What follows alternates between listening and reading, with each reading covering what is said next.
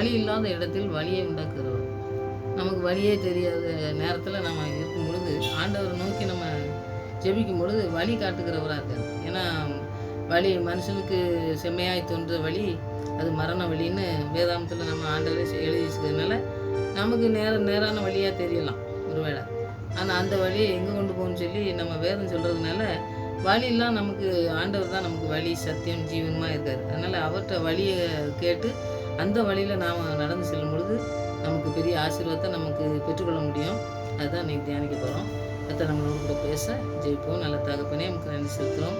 சுவாமி, நாங்கள் அந்த வழிகளை நாங்கள் அறிந்து கொள்ளத்தக்கதான கிருபையை தரமாக ஜெபிக்கிற சுவாமி, எங்களுடைய எங்களுடைய விருப்பத்துக்கு நாங்கள் ஓடி இந்த வழியிலே போய் நாங்கள் விழுந்து விடாதபடி உங்களுடைய வழிகளை நாங்கள் அறிந்து கொண்டு அந்த வழியிலே நாங்கள் செல்ல எங்களை வழிநடத்த உங்களை நோக்கி பார்க்கிற சுவாமி, வசனங்களின் மூலமாக எங்களோடு கூட ஆவியான பேசி வழிநடத்தமாக ஜெபிக்கிறேன். துதிக்கிறேன், ஸ்தோத்திரிக்கிறேன். ஆண்டவரே, நீங்களே எங்களை வழிநடத்தமாக ஜெபிக்கிறோம். துதிக்கான மயமெல்லாம் நமக்கே செலுத்துகிறேன். இயேசுவின் நாமத்தில் ஜெபங்களுக்கு நல்ல பிதாவே, ஆமென். வழி இல்லாத இடத்துல நாம் வழியை தேடி நம்ம போகிறோம். நிறைய வழிகள்லாம் நமக்கு இப்போ இன்றைக்கி இருக்க சூழ்நிலையில் நமக்கு வழி தெரியல. நமக்கு வாழ்க்கையில் நாங்களும் சரி மற்ற காரியங்கள் இதில் நம்ம முடிவு எடுக்கிறதுனால நமக்கு வழி தெரியாதபடி நம்ம அலையும் போது பார்த்திங்கன்னா ஆண்டவருடைய பிரசனத்தில் ஆண்டவருடைய வசனம் ஆண்டவர் நம்மளோட கூட பேசுகிற அந்த வழி நடத்தலுக்கு இந்த மோசையெல்லாம் சொல்லுவார் பார்த்திங்கன்னா, நீங்கள் வரலன்னு நான் போக மாட்டேன் பாரு. அப்போ வழிகள் தெரிஞ்சு அவருக்கு வழி போகிறதுலாம் சொல்லியிருக்காரு, தெரியும் அந்த வனாந்தரத்தில் எங்கே போகணுன்னு. ஆனால் ஆண்டவர் முன்னாடி சென்றால் தான் நான் போவேங்காரு. அப்போ அந்த மாதிரி நம்முடைய வழிகளில் நமக்கு போகிற வழிகள்லாம் நமக்கு தெரியாததுனால நம்முடைய வாழ்க்கை பயணத்தில் போகும்பொழுது ஆண்டவருடைய பிரசனத்தில் ஆண்டவர் தான் நம்மளை வழி நடத்தணும் அப்படிங்கிறத நம்ம புரிஞ்சுக்கிட்டு நம்ம இந்த நாட்களில் நம்ம ஜெபிக்கணும். அதுக்கு நீங்கள் யோபு நம்ம எடுத்துக்கலாம். யோபு ஒரு வசனத்தில் இருக்குது, யார் அறிவாங்க நமக்கு பாருங்க, நம்ம வழிகளை யார் நமக்கு தெரியும் அப்படின்னு சொல்லி நம்ம பேசாமல் நமக்கு எல்லாம் தெரியும் அப்படின்னு சொல்லி சிலர் எடுத்துக்குவாங்க. எனக்கு எல்லா வழியும் தெரியுங்க, இந்த வழியெல்லாம் தெரியும் எனக்குன்னு சொல்லி சொல்கிற காரியங்கள் செய்வாங்க. ஆனால் யோபு என்ன சொல்கிறாருன்னு பாருங்கள். 28வது அதிகாரத்தில் யோபு 28ல் 23வது வசனத்தில் நீங்கள் படித்து பார்த்தீங்கன்னாக்கி, தேவனோ அதன் வழிகளை அறிவார், அதன் ஸ்தானம் அவருக்கே தெரியும். இப்போ அவர் ரொம்ப அவருடைய யோபுவின் கதையை நீங்கள் படிச்சிருந்தீங்கன்னா தெரியும். யோபு எத்தனை வேதனைப்பட்டாருன்னு பாருங்கள். எல்லாத்தையும் இழந்து எல்லாத்தையும் கஷ்டப்பட்டு அப்புறம் ஆண்டவருடைய ஆசீர்வாதத்தை பெற்றுக்கொண்டார். ஆனால் அவர் கஷ்டப்படும் போது ஆண்டவர் எனக்கு என்ன நடக்கும், எப்படி நான் போகிறேன் அப்படிங்கிறத அறிந்தது என்ன ஆண்டவர்னு சொல்கிறாரு. அப்போ அவர் அறிவார் எல்லாத்தையும்.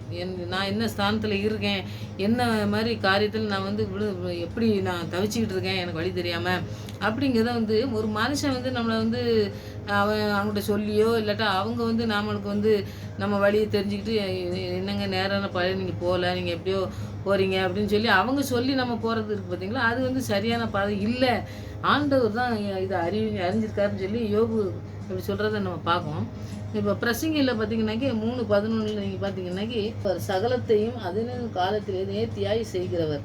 இப்போ நம்முடைய வாழ்க்கையில் பார்த்திங்கன்னா வழிங்கிறத விட நம்ம ஒரு தீர்மானம் எடுக்கோம் பார்த்தீங்களா, தீர்மானம் சரியான பாதையில் எடுக்கலைன்னா அந்த தீர்மானமே நம்முடைய வாழ்க்கையில் தோல்வி அடைகிறதுக்கு செய்து பார்த்தீங்களா. அதனால் ஆண்டவர் தான் நம்மளை நேர்த்தியாக செய்கிறவர் அப்படின்னு சொல்லி அவர் சொல்கிறாரு. அவர் நேர்த்தியாக செய்கிறவர் சகலத்தையும், அந்த உலகத்தையும் அவர்கள் உள்ளத்திலே வைத்திருக்கிறார். ஆண்டவர் எப்படி உலகத்தில் நம்ம படைச்சிருக்காரு, நம்மளை கொண்டு வந்திருக்காரு அப்படின்னு பார்த்தீங்கன்னாக்கி, நம்முடைய வாழ்க்கையில் நம்ம அது நம்ம கடைபிடிச்சு பார்த்தா தான் ஆண்டவர் என்ன மாதிரி நடத்துகிறாரு அப்படிங்கிறது நமக்கு தெரியும்.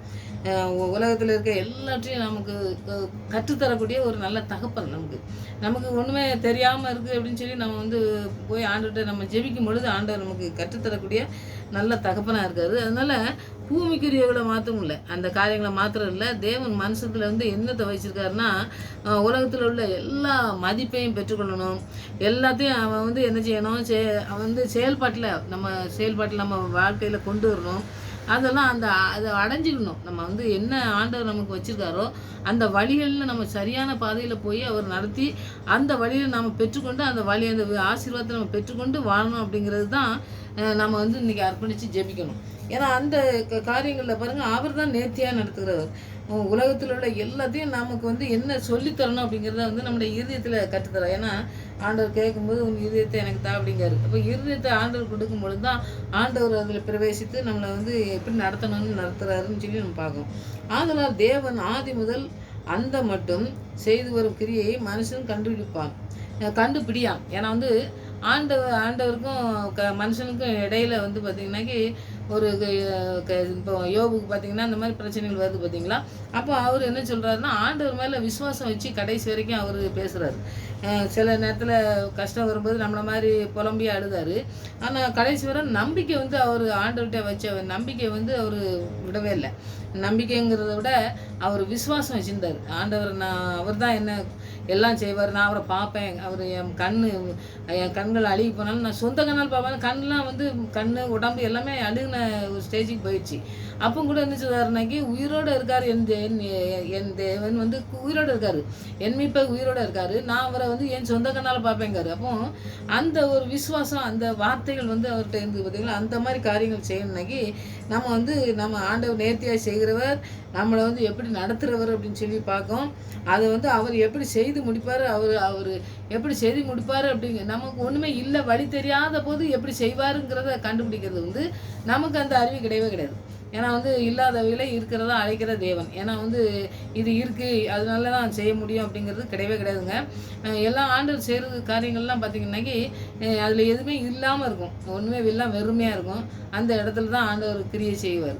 அப்போ அந்த இதை வந்து நமக்கு அறியாமல் இருக்கிறதுனால, அந்த அறிந்து நம்மளை நடத்தக்கூடிய ஒரு நல்ல தகப்பன் இருக்கிறதுனால, அந்த வழிகளை வந்து நீங்கள் காட்டுங்க ஆண்டவரே, நீங்கள் நேர்த்தியாக செய்யுங்க, நீங்கள் எங்களுடைய இதயத்தில் எப்படி நீங்கள் வச்சுருக்கீங்களோ அதுபடி நடக்கிறதுக்கு நீங்கள் தான் நடத்தணும்.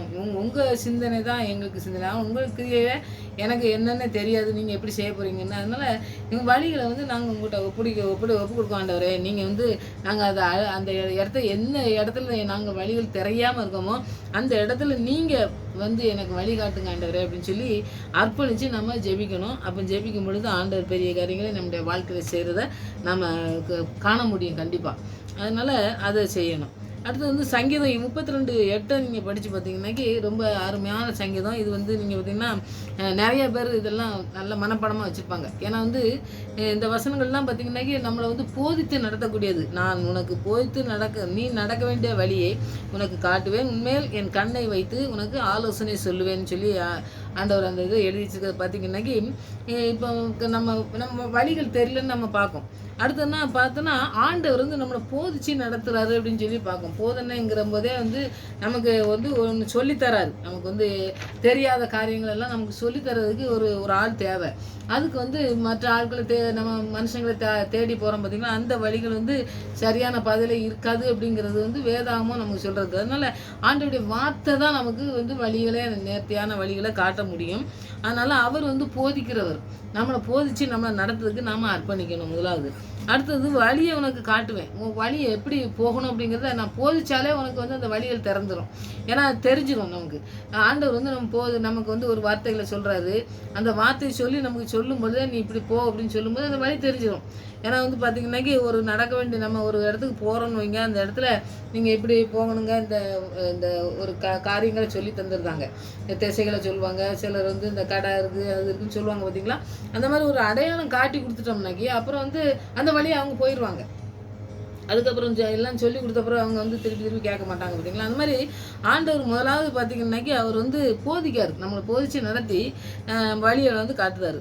அப்புறம் அதோடு விட்டுறது இல்லை ஆண்டவர். வந்து வசனங்கள் பாருங்கள், இந்த வசனங்கள்லாம் நம்ம படிக்கும் பொழுது ஆண்டவருடைய ஆவியானவரோடு கூட நம்ம படிக்கும் பொழுது நிறைய காரியங்களை நமக்கு வந்து ஆண்டவர் செய்து முடிக்க வல்லம் உள்ளவர் என்று நாம் வந்து விசுவாசிக்க முடியும். நம்ம ஆணித்தரமாக அந்த வசனத்தை பிடிச்சிக்கிட்டு நம்ம ஜெபிக்கிறதுக்கு நமக்கு ஆண்டவர் உதவி செய்ய ஆண்டவர்கிட்ட ஜெபிப்போம்.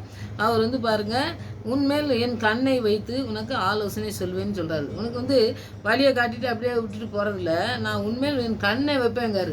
அவருடைய கண் நம்ம மேலே இருந்ததுனாக்கி எவ்வளோ ஒரு அருமையான வசனம். நம்ம வசனம் பாருங்கள், நம்ம வழி நடத்தப்படுவோம் பாருங்கள். நம்மளுடைய சொந்த விருப்பத்தின்படி போனோம்னா வழி தெரியாமல் எங்கேயா போய் விழுந்துருவோம்.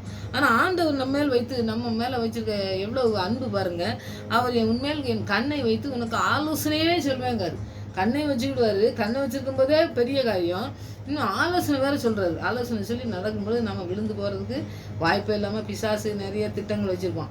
அந்த இடத்துல ஆண்டவருடைய வசனத்தின் மூலமாக நம்ம ஜெபித்து ஆண்டவருடைய வசனம் ஆண்டவருடைய வழிநடத்தலுக்கு நம்ம அர்ப்பணித்து ஒவ்வொரு நாளும் நம்ம பிள்ளைகளுடைய வாழ்க்கையாக இருந்தாலும் சரி, நம்முடைய வாழ்க்கையாக இருந்தாலும் சரி, இந்த இடத்துக்கு போகணுன்னாலும் சரி, எந்த காரியத்தில் நம்ம தீர்மானம் எடுக்கணும்னாலும் சரி, ஆண்டவரே உங்கள் வழி நீங்கள் காட்டுற வழியா, இது கரெக்டான வழியா, நீங்கள் சொல்கிற வழியில் நாங்கள் நடந்து போகிறோமா, இல்லாட்டா வேறு வழியில் போகிறோமான்னு சொல்லி நீங்கள் என்னோட பேசுங்க.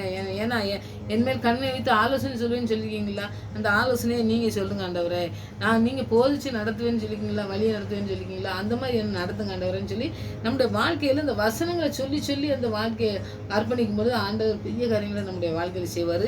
இந்த வசனங்கள் மூலமாக நீங்கள் அப்படி ஜெபிங்க, ஆண்டவர் பெரிய காரியங்களை நீங்கள் செய்யத்தான் செய்வார்.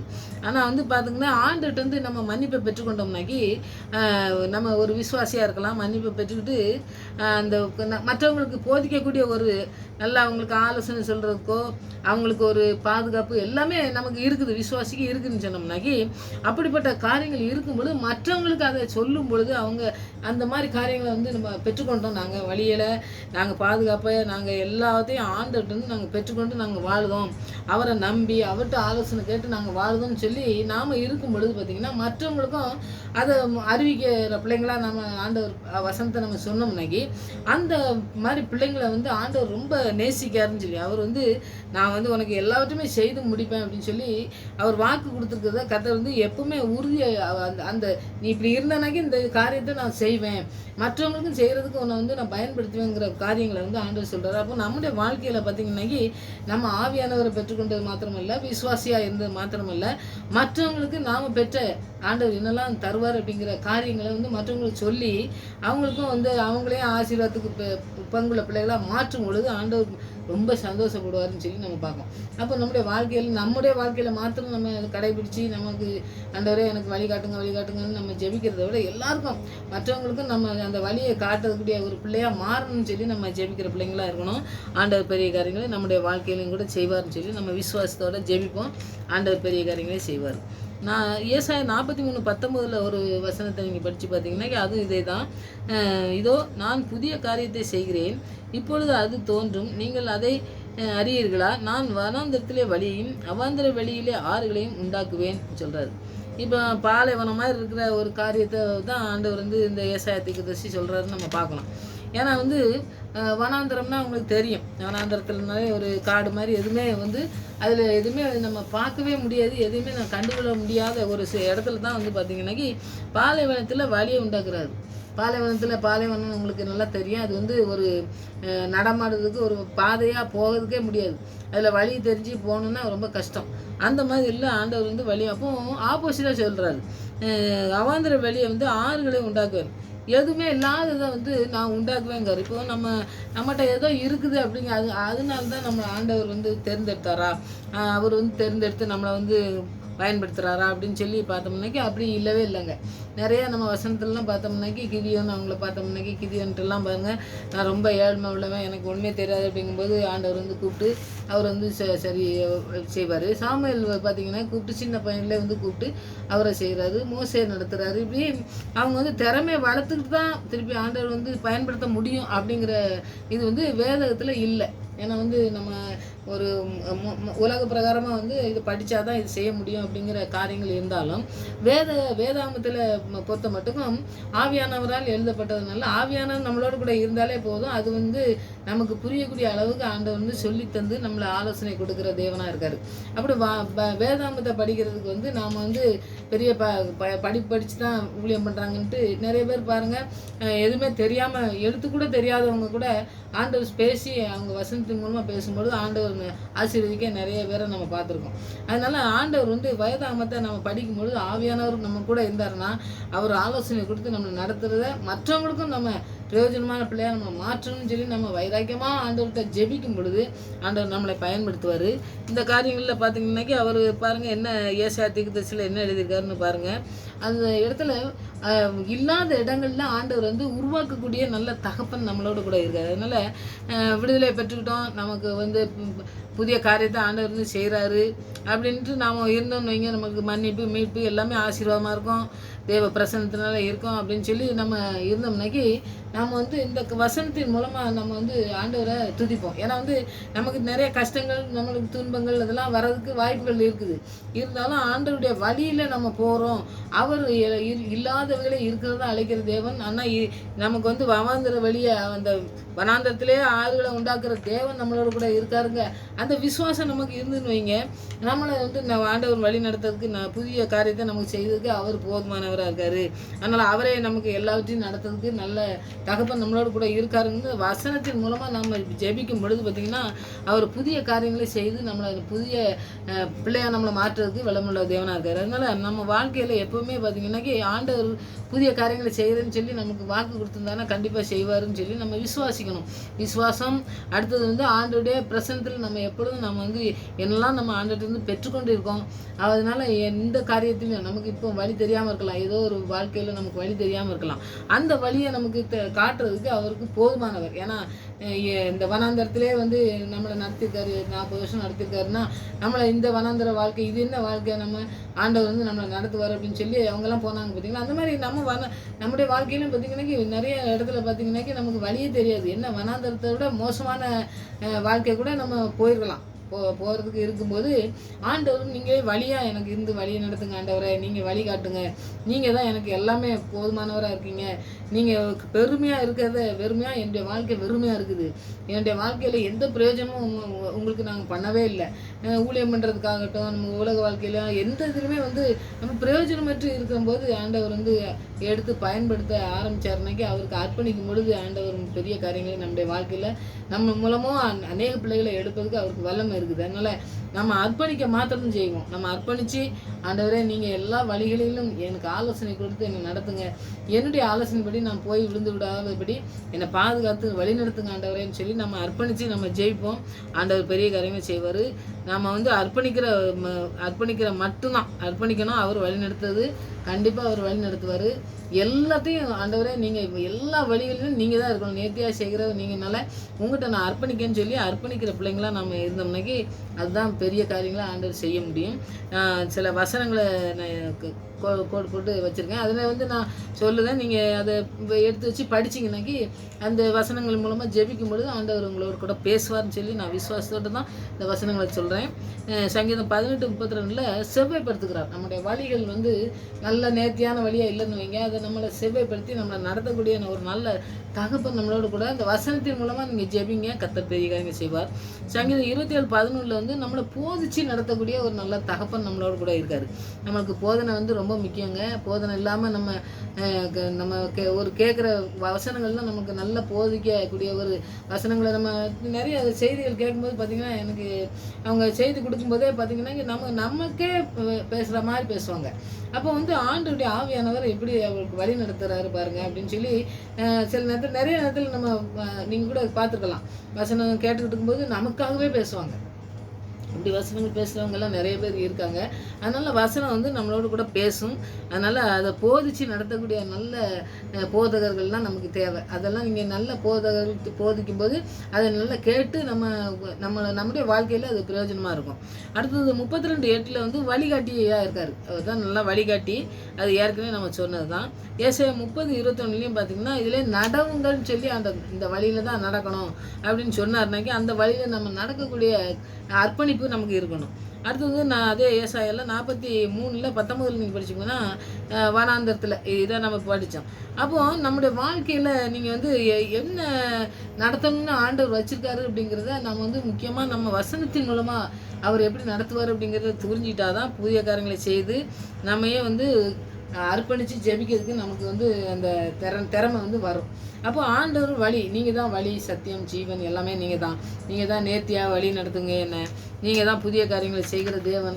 நீங்கள் தான் எல்லாத்தையும் போதிச்சு நடத்தக்கூடியவர். நீங்கள் தான் எனக்கு எல்லாத்தையும் ஆலோசனை கொடுக்குறவர். என் மேலே கண்ணை வச்சு நீங்கள் ஆலோசனை சொல்கிறவர். அதனால் நீங்கள் தான் எல்லாத்தையும் செய்து முடிக்கணும்னு சொல்லி இந்த யோபு சொல்கிறார் பார்த்தீங்களா. அந்த மாதிரி நீங்கள் தான் எல்லாத்தையும் அறிந்தவர். அதனால் எங்களுக்கு கேட்கவே தெரியல ஆண்டவரே. நாங்கள் கேட்கோம், ஆனால் என்ன கேட்கணும்னு தெரியலை. ஆனால் இப்படி வழி நடத்தணும்னு சொல்கிறதெல்லாம் உங்களுக்கு எல்லாமே தெரியும் ஆண்டவரே. நீங்கள் அறிஞ்சிருக்கீங்கன்னு யோபு சொன்ன மாதிரி நாங்கள் எல்லாம் நீங்கள் அறிஞ்சிருக்கீங்க. எங்களை நேர்த்தியான பாதையில் நடத்துங்க. எங்களுக்கு வழி தெரியல ஆண்டவரே. எங்களுக்கு வழிகாட்டியாய், எங்களுக்கு ஒளியாய் இருந்து எங்களை வாழ்க்கையில் நீங்கள் அநேக பிள்ளைகளுக்கு ஆசீர்வாதமாக இருக்க, உங்களுடைய நாமம் மகிமைப்படத்தக்கதாக நாங்கள் வாழ எங்களுடைய வாழ்க்கையை நீ பக்குவப்படுத்தி உம்முடைய வழியிலே நாங்கள் நடந்து செல்ல எங்களை ஆவியானவர் மூலமாக எங்களை வழி நடத்துங்க ஆண்டவரேன்னு சொல்லி நீங்கள் அர்ப்பணிங்க. அற்புதமாய் ஆண்டவர் நடத்துகிறத நீங்கள் நம்ம பார்க்கலாம். அப்படி ஜெபிப்போம். கர்த்தர் பெரிய காரியம் செய்வார். ஆமென்.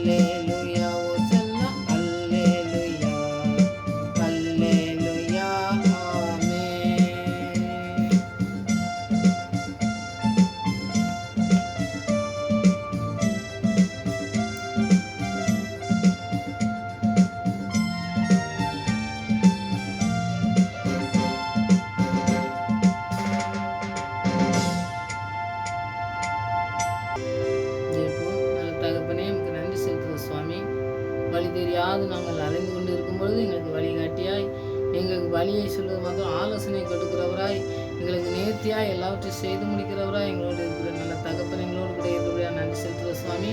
இந்த வசனங்களின் மூலமாக நாங்கள் படித்த வசனங்களை இன்னும் அதிகமாக நாங்கள் தியானித்து உங்களோடு கூட இடைப்பட்டு ஆண்டவரே உங்களுடைய வழிகளை நாங்கள் அறிந்து கொண்டு அந்த வழியிலே செல்ல எங்களுக்கு கிருபை பாராட்டுங்க. மற்றவர்களும் அந்த வழியிலே செல்ல ஆண்டவரை ஆயத்தப்படுத்துகிற பிள்ளைகளாக எங்களை வழிநடத்துமா ஜெபிக்கிற சுவாமி. கடைசி நாட்களிலே வாழ்ந்து கொண்டிருக்கிற எங்களுக்கு அந்த கிருபையினால் எங்களை மூடி மறைத்து பாதுகாத்து ஆவியானவர் எங்களுக்கு உதவி செய்து வழிநடத்துகிற நாட்களாக இந்த நாட்கள் மாறவனுமா ஜெபிக்கிறேன். எங்களுக்கு எதிராக வருகிற எல்லா சத்துருவின் திட்டங்களுக்கும் எங்களை ஆண்டவரை விலக்கி காத்து எங்களை ஆண்டவரை உயர்ந்த ஸ்தானத்திலே வைத்து எங்களை வழிநடத்துகிற தேவன் உண்டென்று நாங்கள் அந்த விசுவாசிலே நாங்கள் பலப்பட கிருபை செய்யுங்க.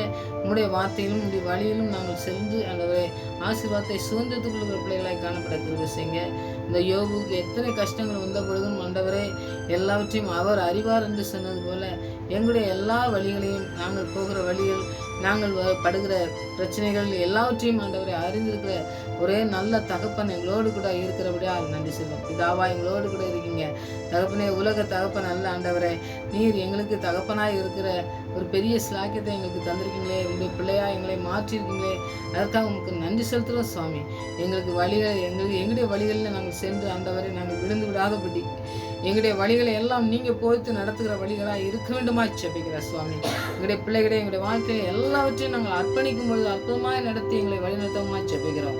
ஆவியானவர் எங்களை உதவி செய்து வழிநடத்துகிறதை நாங்கள் கண்டுகொண்டு இன்னும் அதிகமாக உண்மை துதிக்க, உங்களை ஆராதிக்க, உங்களுடைய வழியிலே செல்ல எங்களுக்கு நீ கிருபை பாராட்டி வழிநடத்துகிற தயவுக்காக நன்றி. இன்னும் நடத்த போருக்காக நன்றி செலுத்துகிறோம் ஆண்டவரே. நீங்கள் பொறுப்படுத்தி எங்களை வழிநடத்துங்க. கேட்குற பிள்ளைகளுக்கும் என்ன தேவையாக இருந்தாலும் என்ன வழியிலே செல்ல வேண்டும் என்று வழிகாட்டி ஆலோசனை கொடுத்து வழிநடத்தி ஆசீர்வாதத்தை பெற்றுக்கொள்ள பிள்ளைகளாய் காணப்பட அநேகருக்கு ஆசீர்வமாய் மாற்றப்பட தேவன் கிருபை செய்து வழிநடத்த போவதற்காக நன்றி செலுத்துகிறோம். ஜெபத்துக்கெல்லாம் பயன்படுத்தி நன்றி செலுத்துகிறோம். இன்னும் நடத்த போவதற்காக நன்றி செலுத்துகிறேன். துதிக்கிறேன், ஸ்தோத்திரிக்கிறேன். மறுபடியும் சமூகத்தில் வரும் வரை எங்களை காத்து வழிநடத்தமா ஜெபிக்கிறேன். துதிக்க நம்ம மயமெல்லாம் நமக்கு செலுத்துகிறேன். இயேசு ரட்சகர் நாமத்தில் ஜெபங்களுக்கு நல்ல பிதாவே.